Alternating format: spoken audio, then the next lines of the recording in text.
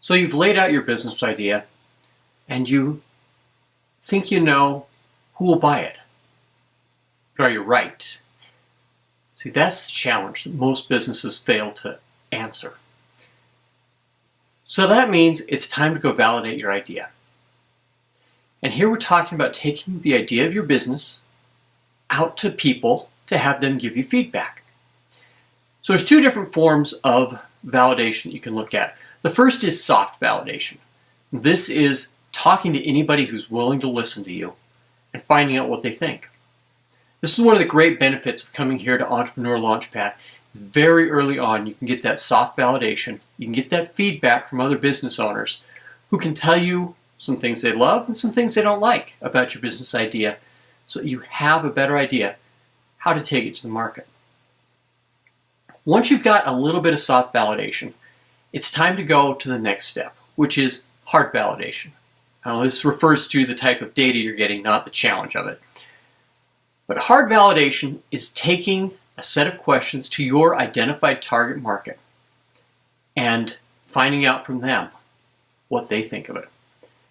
Now, when you're doing this hard validation, more is generally better. A lot of times, people ask, how do I know if I've done enough, though? Well, there's a couple of different milestones, I guess, that you'll want to achieve. One is the moment where you realize how much you just didn't know when you started. Or you realize how off the mark some of your initial guesses might have been. When you've gotten the kind of honest feedback about your business to realize where it was falling down, what was ugly about it, what people didn't like, and the surprises get fewer and farther between. You understand what changes you have to make.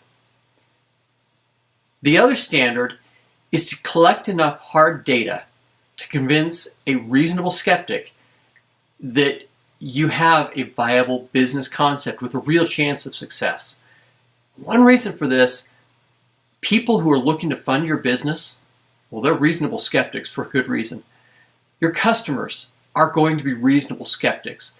You have to be able to know that you can answer the questions they are going to have effectively so that you know your business can do it. So when is the right time to validate? Well, right now. Before you put a lot of money into your business, go out and find out if you actually have a business. Find out if your target market even cares about the problem you're trying to solve, the pain you want to take away, and the solution you have to offer. You gotta verify these ideas from people who will give you money if you can solve them correctly. Now, if you do feel you need to take a prototype with you, make it a really rough one. This is not trying to show off all the whistles and bells. This is bouncing the idea and getting feedback on it. Now, what questions do you need to ask as you go out and do this? There's a few key topics you need to cover. One of them is the risky ideas in your business. This is where you differ from the way things are typically done in your market. Don't leave the risk hiding under the table. Bring it out, expose it, and find out if people like the way you're addressing this challenge and the way you hope to make life easier for them. You want to find out what people love about your business. This feels good. This is what you want to hear. I know. But you also need to find out what they hate about your business. What is it they really don't like? What do they not understand? What could they live without? Because as you're starting up, you're probably going to begin with a minimum viable product, which is your basic rough core idea. What can you peel off the outside of this to make your core product, your minimal viable product, launchable quickly? And if you find out what people can live without for a while, peel it off. Add it later when you have the chance. You want to find out about the pricing. You need to know if people are willing to pay you what it's going to cost to solve the problem. And then you also want to get some feedback. Feedback about your idea. Things that you may not have thought of that people in your market want to tell you. Because the purpose of validation is to find problems quickly and fix them before they get costly.